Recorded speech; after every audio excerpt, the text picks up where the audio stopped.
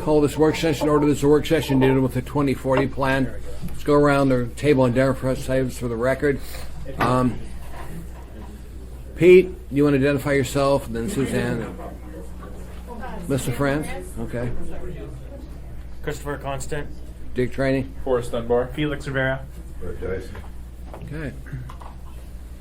Barbara and Amanda, I'm going to let you lead off.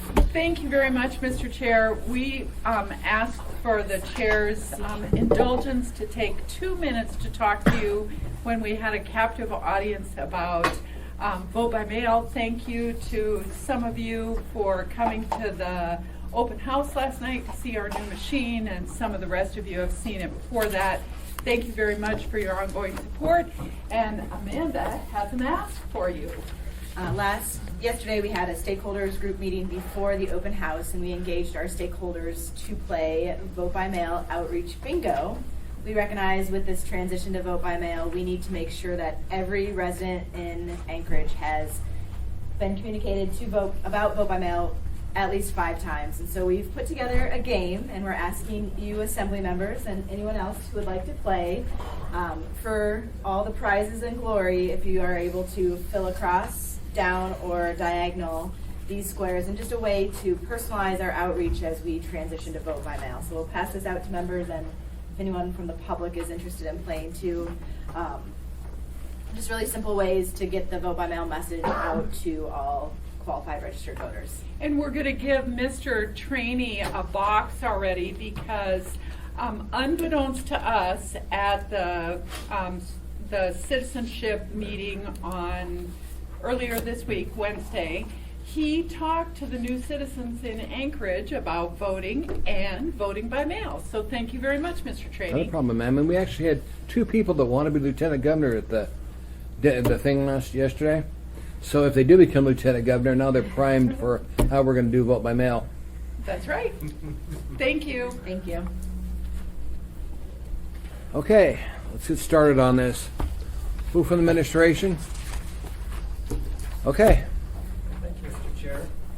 Well, we're here to help you with your discussion today, and what we'd like to do is briefly follow up on 2 items that did not get enough time last time, on which assembly members asked questions or made suggestions, and then to help the assembly through its review of its potential amendments or other questions you may have. We do have a handout here. It's support materials, and it's the same thing that's on the screen. And it includes some new information about items we heard from last time or we thought we came here about today. I do not intend to go through those with you, with the exception of, if you could look, we have a couple of items in here on slide 10, or page 10. It is the last of about 3 or 4 slides regarding our targeted area rezoning strategy. We've had a lot of interest in the community about that strategy and in fast forwarding it and ways to fast forward in it. What we've developed is a finely balanced work program, a variety of actions to make this plan a reality. And in this work program, summary chart, we call it our Skittles diagram because they look like Skittles. Let me interrupt you for a second. We've been joined by Mr. Whittleton, for the record. Go ahead, sir. Sorry. And we have these action numbers that go back to the checklist. On this, this is finely balanced in the sense that this is matched in general to the current resources and staff that we have in planning. But we believe we do have capacity to work with property owners in limited areas where we have multiple properties, where it would be difficult to, for the whole limited area, for it all to rezone to achieve the plan. Where we have multiple property owners, we believe we have capacity to carry out about up to 2 per year. We'd like to start a little slow, and targeted area rezonings are something that are a little new, but the slides previous to slide 10, kind of give you some of the details about how we prioritized and arrived at the particular ones that we did. We also have a couple of slides regarding reinvestment focus areas, if you're interested in that. However, beyond that, on slide 16, John, could you take us to 16? We have a finely balanced work program. We also have a finely balanced plan. And could you click on that, John? Okay, I'm sorry. Could you go back? What we're here for today, between now and next week, on Tuesday night, finding here is a resource to inform you as you receive requests to change colors on the map. What we are here for is to provide you with enough information to make your decision as informed as you can be regarding what does that change in color mean for the plan, what does it mean for the ledger in terms of whether we're meeting our housing objectives, what could it do to our work program, if it's in a particular area, what would it do to other initiatives that we're working on. For example, if it's in a transit supportive development corridor and it's a loss of housing capacity, what is that? What does that mean? If it's affecting our industrial land gap, we can inform you of that. Does it follow the neighborhood or district plan? Does it meet other goals? So we're here to provide that information as you make your decisions. And we hope we're a resource that hopes to be used. So, with that, we really would like to spend most of the time here on moving ahead with discussing the possible amendments or other questions that you have. Thank you, Mr. Chair. Thank you. Questions from assembly members for him before we begin? You know, there was a question that was brought, Mr. Chair, Mr. Constant, go ahead. before the meeting, and that was, are ADUs calculated into the housing capacity? Yeah, yes, it is. The easiest thing to do at the moment, you could go to slideshow 1, but actually it's shown right on page, if you have your plan on you. Yep. Page 12 of the plan, figure 10. It's a bar graph. Gotcha. And in that bar graph, The actual plan. it breaks the capacity out. The left-hand bar is our estimated need, forecast need, and the right-hand bar is our forecasted capacity. Broken out by multifamily in the red and the yellow compact housing types, and then on down to orange single family and then large lot hillside.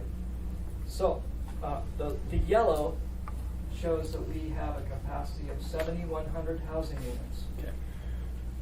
We estimate that if we implement the actions in the plan to encourage accessory dwelling units, make some changes to the ordinance to make them more allowable, that we could, by 2040, in a general order of magnitude estimate, include have 1,000 new permitted accessory dwelling units over the next 23 odd years. That figure, that capacity, 7,100 housing units for accessory, for a compact, includes that. So they are counted on. Thank you. Anything else for him before we begin? Okay, some of you have amendments. Do you want to start with yours, Chris? I have 4, so why don't we start with the fewer. John, do you want to start with yours? I have a whole bunch. I'd be happy to start with mine. Let's start with yours then. Now, we don't take action in the committee meeting. This is just to get the information out. To change, we've got to vote on Tuesday, the amendments. We can't do that here.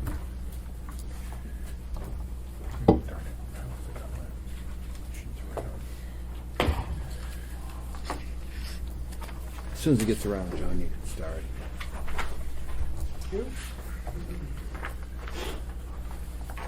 Thank you. How can you show that now? Okay, value kind of problem. Yeah. John's driving.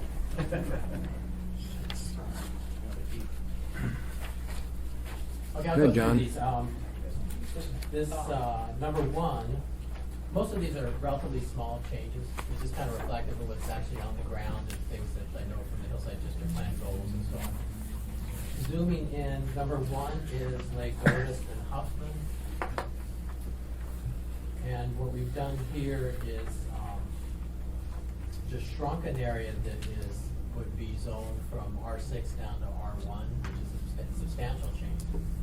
And it takes the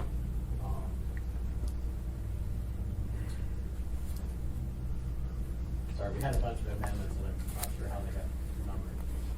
The southeast corner of Huffman Road and Lake Otis, which is large lot now, developed either with commercial or residential, and takes it out of, it leaves it as the large lot residential instead of switching to compact mixed residential. A number of reasons. One, it provides a transition between the higher density and the large lot higher up on the hillside. And then also it's outside of the water, Anchorage wastewater utilities, in the sewer area. So we just matched their one. Any questions for John? I have some Good, questions. Forrest. So John, I'm sorry, it's currently R1 and the plan it goes to R6, is that what you're saying? The other way around, sorry. Well, I should say, we shouldn't be talking zoning, actually, to be careful, because it currently is large lot, which is typically R6 or above. In that area, it's R6. Oh, I It see. would be proposed in this to go to compact mixed residential low, which would be more of an R1 type development. So Good you're point. saying it's a transitioning between what and what? So what is it just to the west, and what is it to the east? To the west in this area is kind of a mix. It's actually generally R6, which is large lot, but they're not all developed. It's kind of older area, and it's not all developed as a strictly as acre-sized lots. There's some smaller lots in there that are more typical of a higher density area. But to the east of Lake Otis, it is large lot. And there's a concept, we have a zoning R7, which is a transition zoning specifically for moving from higher density up to R6, which would be large lot. So R7 is like a half acre lot. So kind of that notion of doing a transition, and even in downtown, we think of transition zones between different, because you change density to development. So this just leaves this as a transition zone. Forrest and Hills? Well, I'll let Chris ask. Yeah, so just Chris? to put it as simple as possible, currently it's at a large lot, and you're hoping to make it a little smaller, more high density, Other way around, this plan would make it smaller lots, higher density. and your effort, this amendment is to make it back to the larger lots. Right, just for part of this area, they did, this is a discrepancy or a Okay. change for the Hillside District Yep. Plan that's being proposed here. And I'm taking part of that and proposing to leave it large lot. Forrest? So there are other, just to be clear then, there are other places near there that are going to become higher density under this plan. Okay. Likely, under this, it would recommend. We'll see. I mean, some of those are already developed. So Yeah. it's hard to say when it would happen. Yeah, okay. Anything else for John on amendment number 1? Go ahead, John. Okay, 2.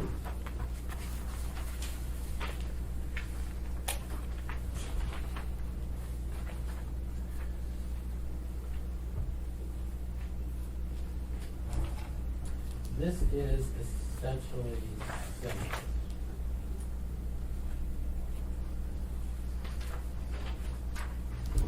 This is further along on Lake Otis, heading north, so it is at O'Malley and Lake Otis. And again, it is on the east side, because you're moving up the hillside, you're getting into larger lots. So the proposal in the land use plan would be to make it a higher density, single family, 2-family. And I propose to leave it the large lot residential, just on that east side of Lake Otis. And it just fits the pattern of the area as it has been. On the west side, it would be a switch to higher density. Questions for John? Chris? More of a question, well, how big of an area are we talking about? Is it like from Huffman to where? It doesn't go far down. Oh, 10 acres is all? Very Okay, small it's a compact area. Okay. Some are smaller, looks like there's about a 5-acre tract in there. Some of these are developed, you can't, the amount of units you could get on those could be smaller because you have like Burrow Creek drainage and stuff running through there, there's a lot of things that would limit the amount of homes. We're not talking all the way to Rabbit Creek. No, so these are very small. The Okay. proposed changes from the Hillside District Plan were fairly small areas, and these are just taking little pieces out Thanks. and fine tuning them. Other questions on John's amendment number 2? I'm a little more curious, why that area particularly, and not, there are a few other plots around there that seem to be very similarly situated. Why is that one Right important? here, John. Click on that. Again, it'll let you, that's a plus sign. You have on different sides, either side of Lake Otis, if you drive down Lake Otis in that area, on the west side, for a combination of reasons, you have some higher density in there for a number of reasons, but some of those older lots were built at smaller sizes, they're still on well and septic, but they're not even half-acre lots. But it's already, so it's almost recognizing, the land use plans recommends a higher density zone. And though there generally R6, but they weren't really built to what we think of R6 now, which is acre lots. So it really recognizes the land use pattern that's already there. On the east side of Lake Otis, they are large lots, and I just want to retain that. If you do smaller lots in that area, you have no transition from this R1, R2 into the large lots as you move to the east. Right there. It is that yellow area. And you can see the difference. If you move to the left, which is west, you can see how those lots are laid out. Even those are zoned now, R6. They should be technically half-acre lots, but they're not. So the land use plan would recognize those, kind of rezone them potentially to what they really are. But to the east, you can see that that's a spot. And it doesn't, that way we don't have R1A right up against the line. Thank you, Mr. Chairman. Other questions for John on amendment number 2? That was 3. That was 2, I thought. Oh, that was 2? Yeah, that's 2. That was 2, sir. Oh, we're on 3. Now we're on 3. Suzanne, do you have any comments on this? It's your area, ma'am, too. No, we met this morning, thank you, Okay. Mr. Chair, and went through all these, so, Okay. good, thanks. I'd like to thank staff. This is a 3-hour meeting. Good. Not only that, but then they have to scramble to put these things together. So it's a lot of work. You let them out just in 3 hours? They're on overtime now. Go ahead and amendment number 3, John. Okay, 3, just make the point, at the policy committee 2 meetings ago, due to Chris Constance's efforts, the Connect Arm Crossing was taken out of consideration for the MTP, the Transportation Plan 2040, so our 40-year transportation plan. And note that years match with this land use plan map to cover. And the chair of the committee even said it's already kind of a done deal. It's like dancing on the grave, he said. So pretty much it is done. And I just wanted to add some wording here that makes it crystal clear in this land use plan that that's not going to happen within the framework of this plan. Yeah. And we'll refer to the fact that it was taken out. So we have a couple places where we made that change. Oh, man. Questions from assembly members for John? One, I have a similar amendment, and mine is a little more in-depth than just striking one sentence in Well, we'll get to yours, and then want you 2 work it out. Yeah. So Tuesday, we've got 1 amendment coming through dealing with that. That'll be great. We could do one amendment, or mine is just add in a little verbiage in 2 sections that I don't believe clash with Chris's. Well, Yeah, John, if the okay, 2 of you great. could talk and come up with 1 amendment. Yep. Because I think we all want to kill this thing off. Just want to make sure how we do it. Okay, I'm glad to do that. Okay, amendment 4. This just clarifies something, I know it was policy or action. It is a policy. Okay, policy LUP 1.7 was just confusing to me when it said acquire additional land. My question was, who would acquire? Or when and how? And this just makes the point that I guess we are still selecting land for state of entitlement or something than all the lands, which I think we talked about with the base. And there may be other land that's available. So basically, we should be looking for land that's available for development. Or the the city's able to take control of it, perhaps sell it to developers. So it's really, doesn't change any meaning, it's just good for clarity. Horst? John, why did you strike out the word urban? Because it wasn't just, it was for development, could be of any type. It was just unnecessary. Okay. Yes, Fred? Yeah, and then I said that North Anchorage land agreement, largely, that land is dedicated, will go to Clinton. And they've gotten the short end on so much land deals in the past. I wouldn't want to sharpen the municipalities' aim at going after their land. But you've just got here as an example. Do you have any problem with taking that out? The example was in there to make clear what acquire meant. So Nala would have been one example, but I think maybe Tom or someone else can address that. Could be generalized, I don't know the proper terminology, but unselected state or federal lands. Mr. Schutte, you had your hand up. Yeah, I was just gonna supplement what Tom was saying. When what we heard from the community in drafting the plan is, particularly from the builders and developers, is that one of the challenges is finding buildable land and assembling it. And so I think that the purpose of this policy was to be broadly stated. The municipality should be in a position to acquire land, whether that's through selection process of federal, states, or NALA, or simple acquisition of land to help make buildable land available to the community. So while the additional language singling out NALA, I apologize, I have allergies right now. While the language singling out NALA does not necessarily impact it negatively, it functions perfectly fine without it. John? Okay, well that highlights why this needs to be reworded in some way, because when I read it, I understand the issue there. I think that's important. If the city could help assemble small properties so they can develop them, that's a big functionality. That doesn't come out. So my question to staff when we met was, what the heck does this mean? And kind of selecting surplus lands and so on. What I'd like to do maybe is reword this, and just to get that clarity, so we could add saying it would be for assembling parcels for future development or perhaps selection. Fred? Yeah, and I appreciate that. It includes people who have lots of land, and they've been very good about wanting to develop it. The large impediment there is utilities. You know, that's a place where the city can, municipality can facilitate the expansion that the municipality wants. When you load all of the water and sewer onto the developer on a subdivision that may take 15 years to build out, the upfront costs are a deal killer. It's absolutely a good process we're doing. But if we want the expanded housing stuff, the city may have to do more in putting in the backbone. You know, and all of us say, hey, any developer ought to pay for all his own streets, water and sewer lines, and so on and so forth. But the question is getting the bones out there.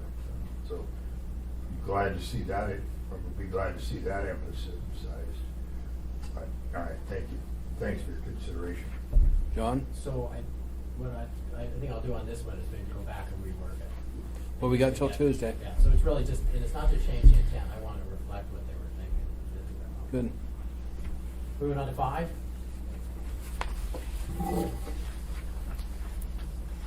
This, again, doesn't really change the intent. There are mentions of green infrastructure in the document.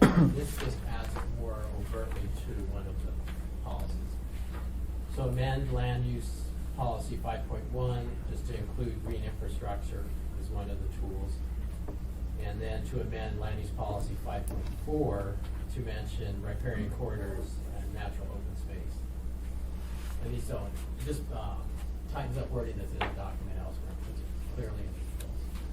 Any questions for John on that one? Go ahead, sir. Okay, number 6, I failed to even get 10 amendments. Well, you get till So Tuesday. far. Try harder. This is,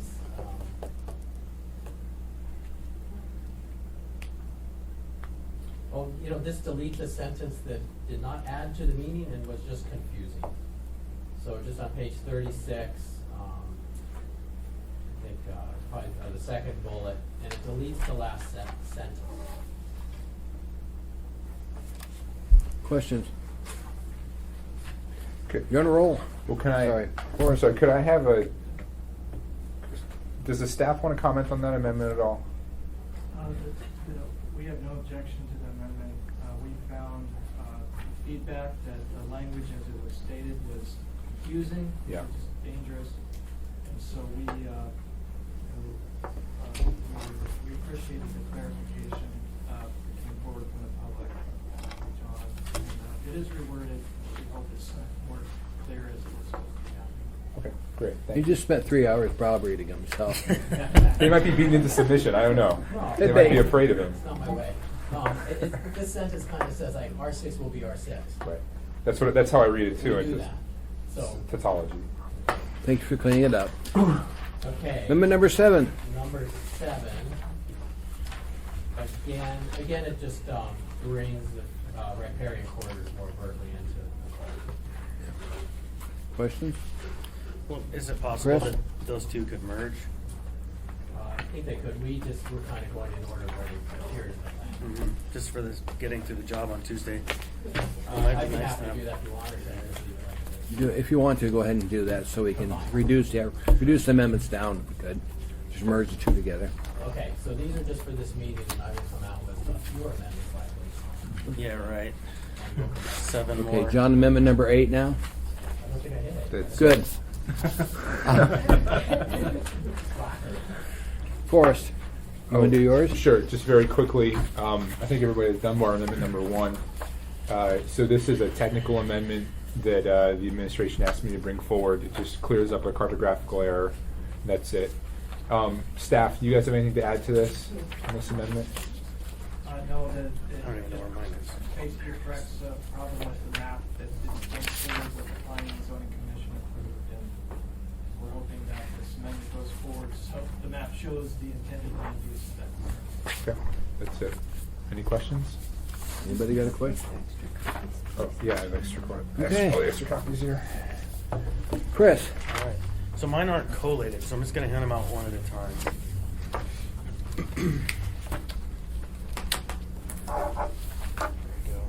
Constant Amendment 1 just adds a little clarifying language. Just tell me we're looking at first, Chris. Amendments.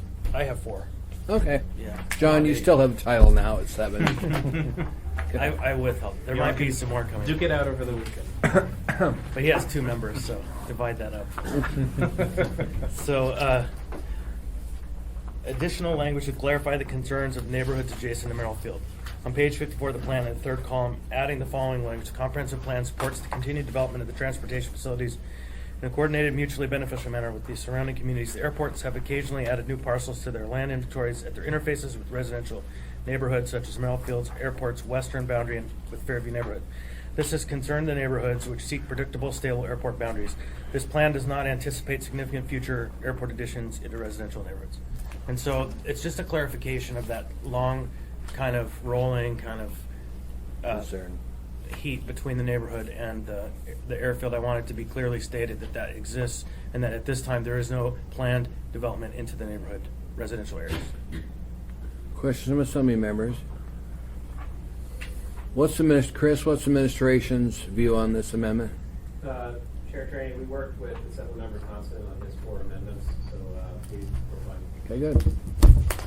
All of them. Looks good. Why waste time not collaborating? Okay, number 2 is, can we go to the map in that section between Mountain View and Fairview above Merrill Field? The intent of this amendment is to move a designation that was created that exists in downtown and Ship Creek to include Fairview and Mountain View, and that is a live-work designation. It's kind of an industrial mixed use where people can live where they make.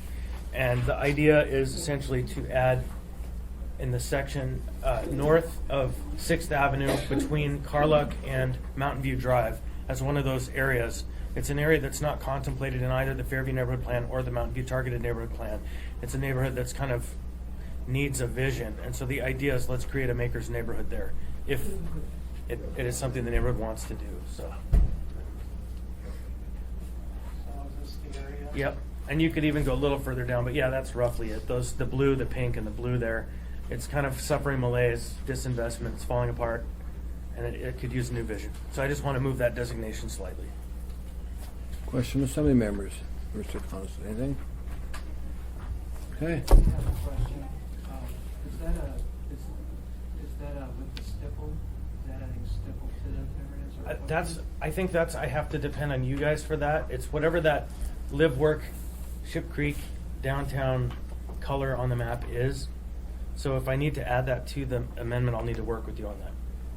We may need to work on adding some language to the plan in order to accommodate that type of designation. And it appears that designation exists already. John. Good. Would you get it to him? This is a text change. Well, it's not a change. It's not a map change, it's a text change. It's like a table change, right? Page 92, action 9-9. Oh, I apologize. I'm sorry. I got you. Thank you. Okay, John, on this amendment? Yeah, I guess, what is an innovative form of live, work, industrial mixed use? What does that mean? People live in a warehouse?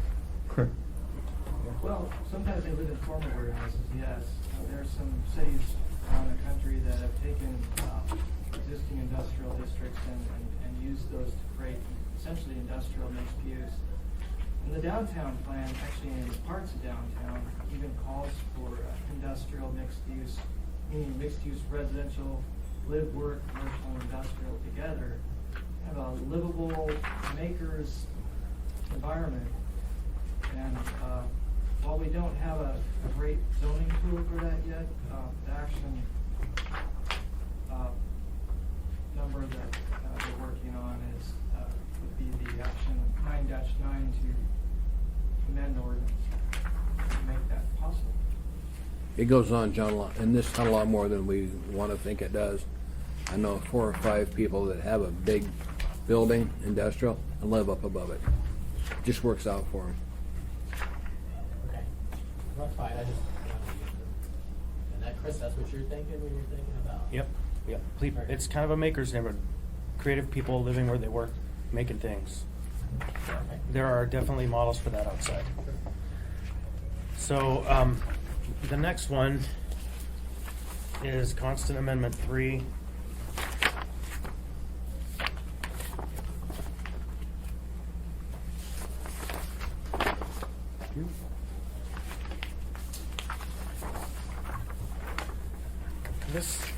This version seems to have dropped out the. Oh, there it is. Never mind. Okay. So this amendment accomplishes a few things. I had one direction with it, and the department had a couple things they wanted to be added to that discussion.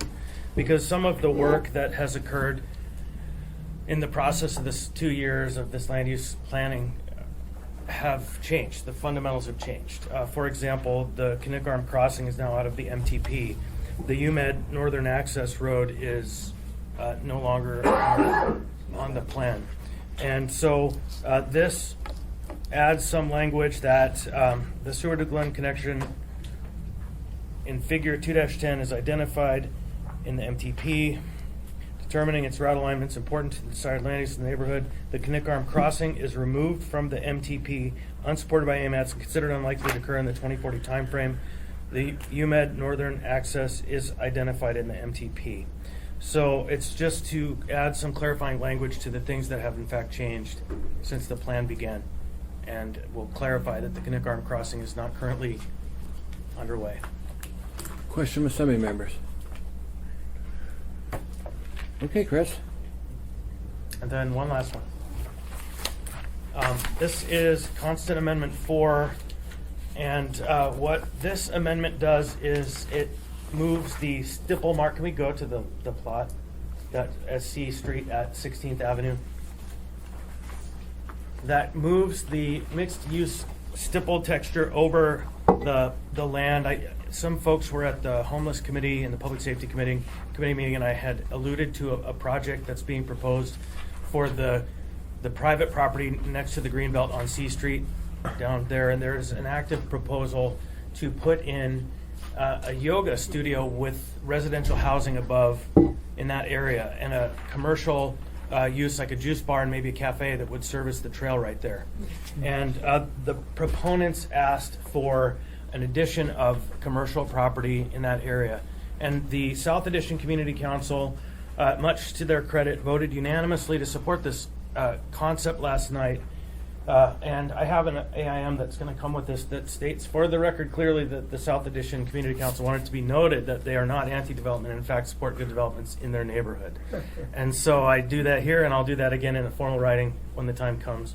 But I ask your support for this amendment. Question from assembly members on this last amendment, Mr. Constant. Okay. Sounds like Tuesday may go faster than we thought. Suzanne? Thank you, Mr. Chair. Actually, question for you, Chris, on several emails that came through, I think, from Right. community councils in your Right. areas. Yep. Can you address some of those Yeah, concerns? so there are people here in the audience who are concerned about the height that is allowed on the 15th Avenue kind of strip of the new land use plan map that is kind of in the transit supportive development corridor. And I'm wrestling with where to go with that. A lot of the concerns that I was hearing were people who were saying this was done in the dark. We can't understand the map. How are you doing this without us knowing? But frankly, the process has been ongoing for 2 years. And so the concerns of the neighborhood are genuine. There are certain sections and folks who don't want to see an 8-story or 7-story building be developed anywhere near the 15th Avenue area because it might influence the view shed and the shadowing of their properties. And so it's an issue that I'm in discussions with the administration about, and at this time I'm not quite sure what to do. So, but the concerns are heard. John? I have a question for staff, because I responded to some of those emails, but I mean, what we're proposing here is much higher density in that corridor, but the emails are saying, 70 to 90 feet. But my understanding is that all those would be subject, I think we're thinking R4 or R4A. But to get those kind of heights, you have to do things to protect sunlight and to make the street level fairly pleasant. Is that correct? Yes, it's not a by right height. The largest development parcel is on the corner of Cordova, 13th Avenue, currently zoned R4. That zoning would be equivalent to this dark brown color to the east of it. The difference here is that it has the spackle, the white stipple pattern on it, which allows for mixed use. So the designation would bring mixed-use services, neighborhood commercial to the perhaps the ground floor, street-facing portion, while encouraging the residential development on the remainder of the site. The current zoning, R4, the height limit, I believe, is 75 feet. The stipple pattern would cross-reference to potentially a zoning as much as what we call R4A. R4A would allow through this bonus system, if you will, up to 90 feet. If I'm not mistaken, both districts, the by right height is 45 feet. For residential, that's about 4 stories. And they earn the rest. But I can look in the district. As I understand it, the R4A allows building height increase of up to 90 feet, subject to active ground floor use. All area provided for the height increase is residential. It wouldn't be an office tower. It's a residential. It shall adhere to height transitions requirements to the lower density areas around it. and it would require an administrative site plan review. So it would be subject to discretionary review. Maybe they don't get all the height. There may be more strings attached from planning, but that is not a public hearing site plan review. I just Anything else? flesh that out. I mean, what we see in this land use plan, Title 21 goes hand in hand with it. And I don't think that was captured by the people who Mr. Peterson? Thank you, Mr. Chairman. So they could go from a single family dwelling, 1 story, to 95 feet right next to it, or right across the street? And then this would allow that? It would, the current zoning allows up to 75 feet. Currently, it's in a R4 district. If there is a single-family dwelling in a lower density zone next door, they would have to do a transition and keep the bigger tower away from that. But the way the code works, if that single-family home is in, like the R4 district, a little house, but it's zoned high-density multifamily, the area, the zoning, the plan is saying the area is going to trend towards higher density.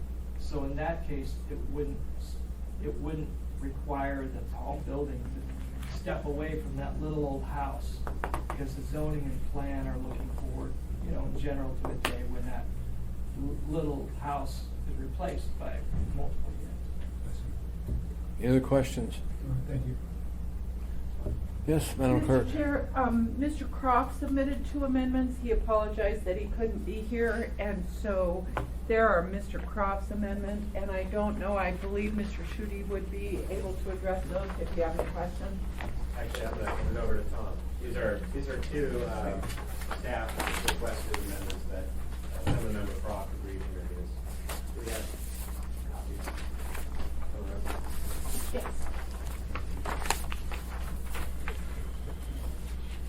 So you want to take over first, amendment number 1? Those ones were. And by the way, if you have any other amendments, get them to the clerk, please, because we do not do handwritten amendments. John, could you? So make sure you get them to the clerk ahead of time. Exactly. We'll just text them to you. Oh, thank you.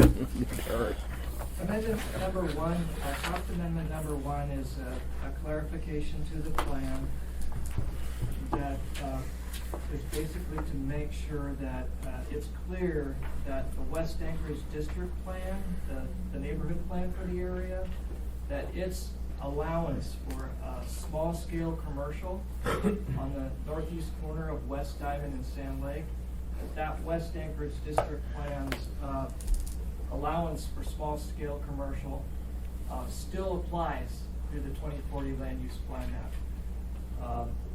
The West plan did it through an asterisk on the map, and what our new plan doesn't have asterisks, so we have no way of really easily showing it on the map. But the color designation is consistent with the West Anchorage district plan, so we wanted to make sure that in the appropriate place in the text of our plan, that the discussion by stating it as an example clearly states to any user, hey, although that's residential, small-scale commercial will be allowed in there according to the West plan. So we're trying to make sure it clearly follows the West plan.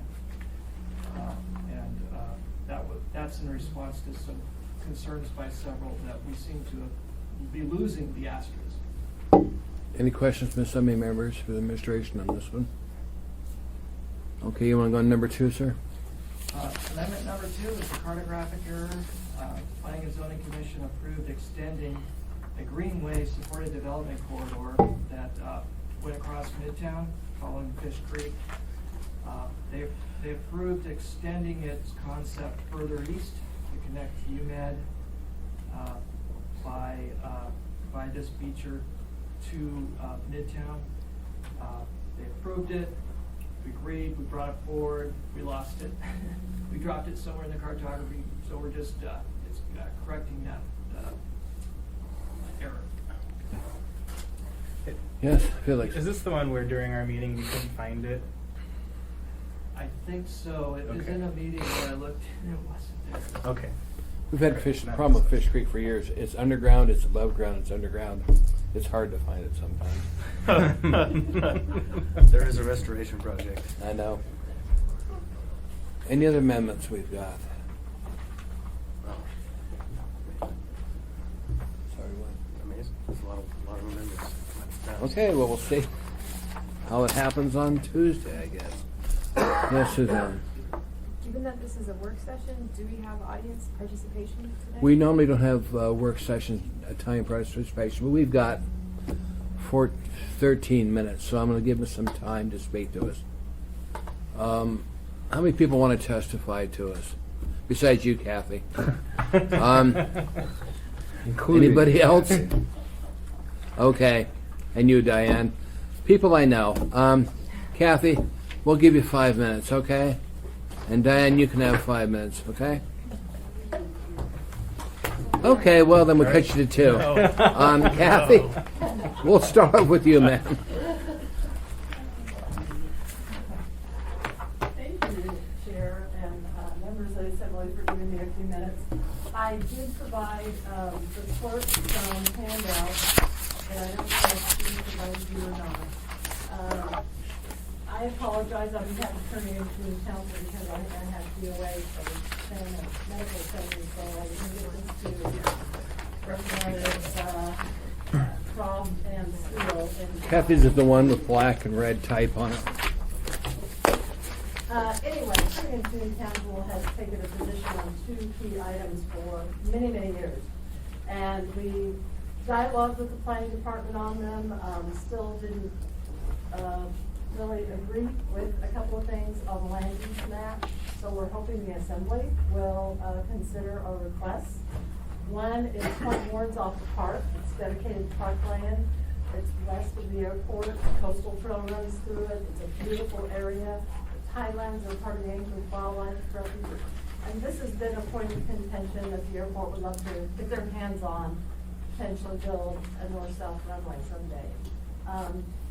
We think that the land use plan through 2040 should reflect that park just as park and open space and natural area, and not put that overlay on it as potential airport property.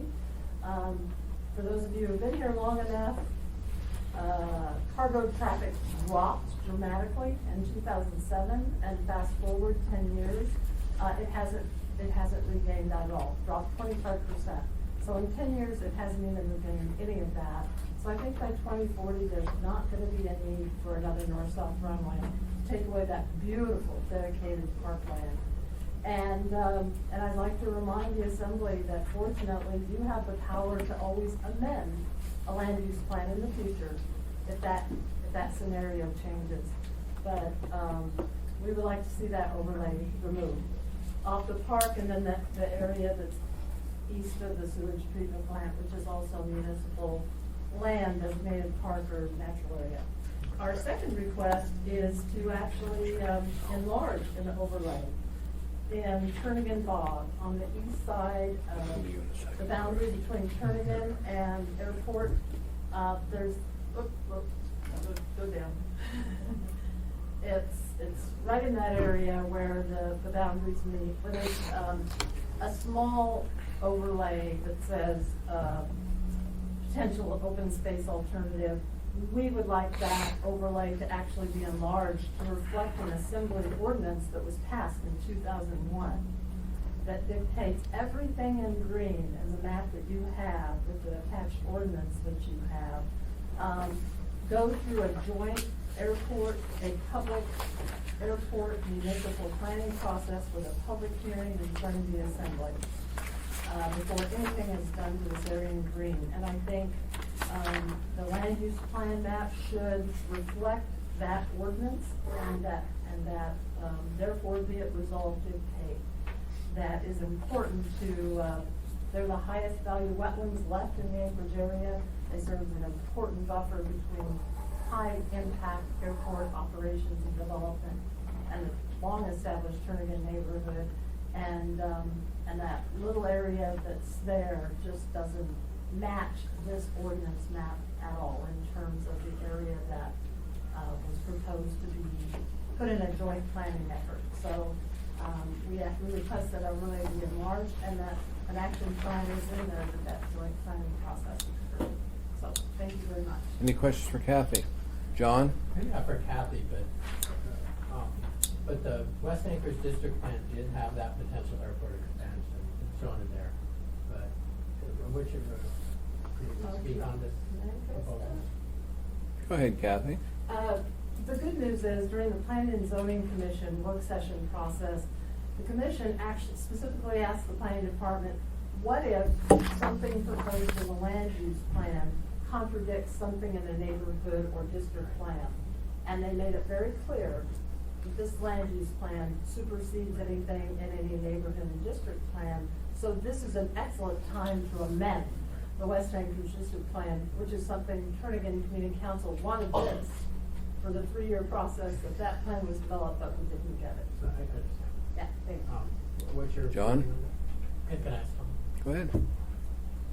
We believe that both overlays are necessary, that both over the airport lands and surrounding municipal lands, that both the alternative designation for airport expansion and the alternative designation for open space on some of the airport lands, that both of those be there to reflect the long-term needs and interests of both municipal open space and the airport expansion.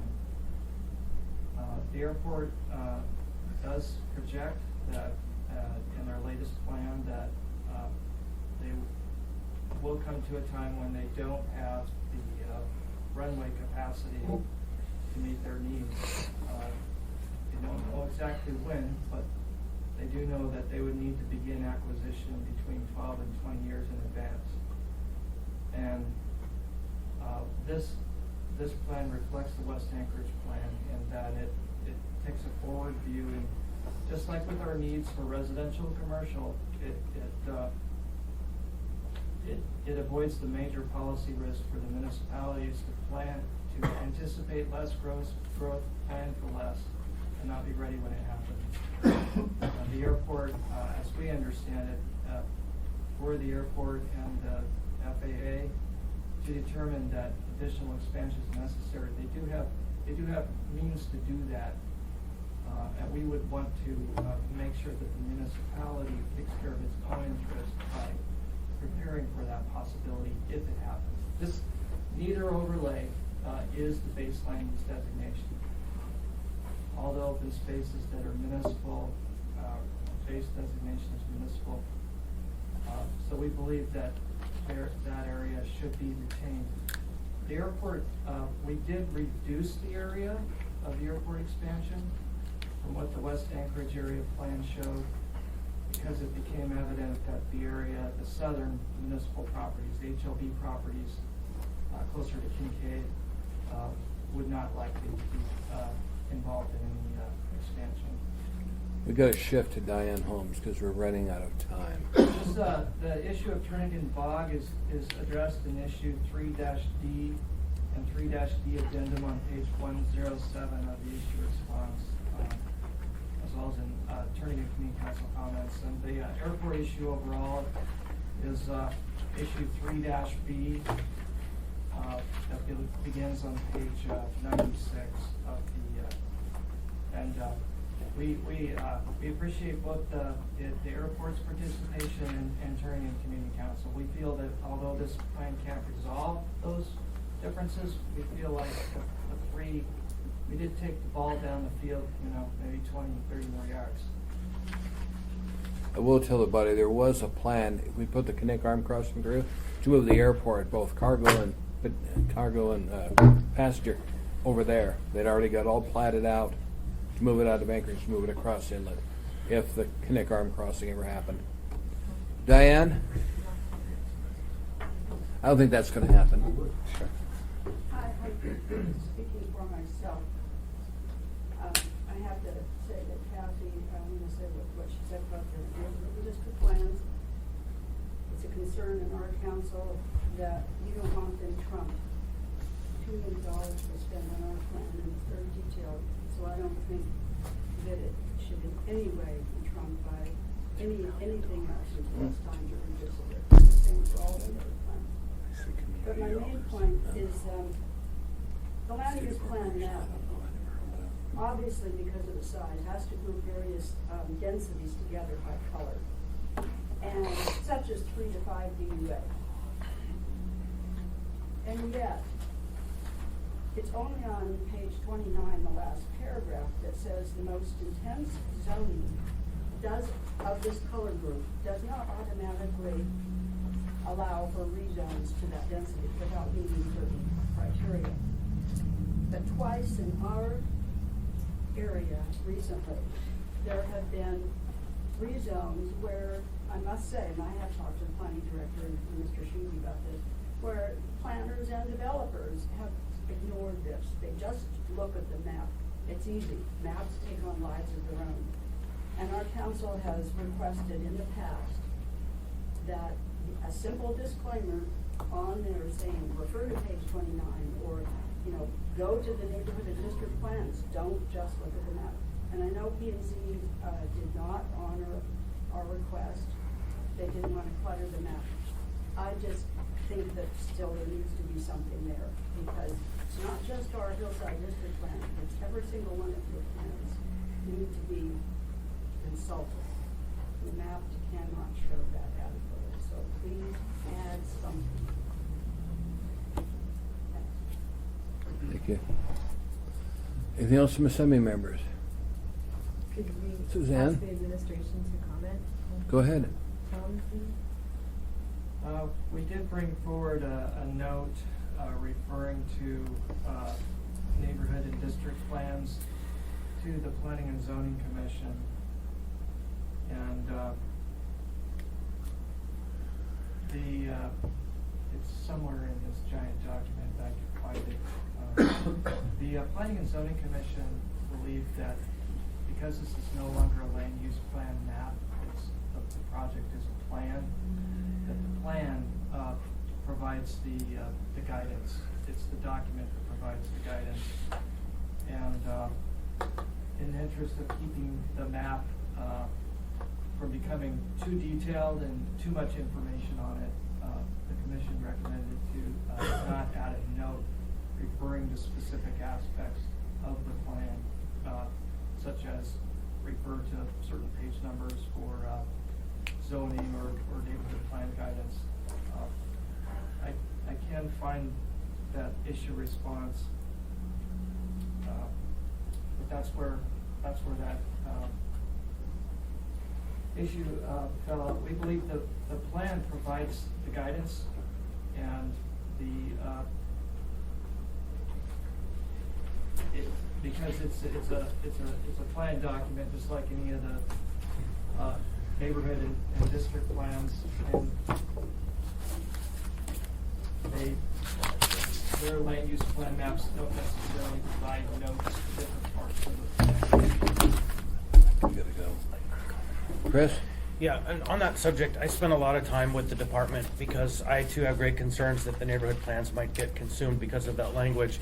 And what I did was I went through, because there's a separate map now that shows every place where the land use plan map deviates from the neighborhood specific plans. And I went through each deviation in our district, and there wasn't anything that caused me great concern. And so for my kind of district, I'm able to speak, clear-mindedly with my neighbors that these changes don't seem to be drastic, but the guidance to any council is after this is passed, the next plan that passes is subsequent. And so if you need to, an amendment to your plan is something you can work on. So I would suggest that is a means down the road. Thank you. It's 3:00. We're adjourned.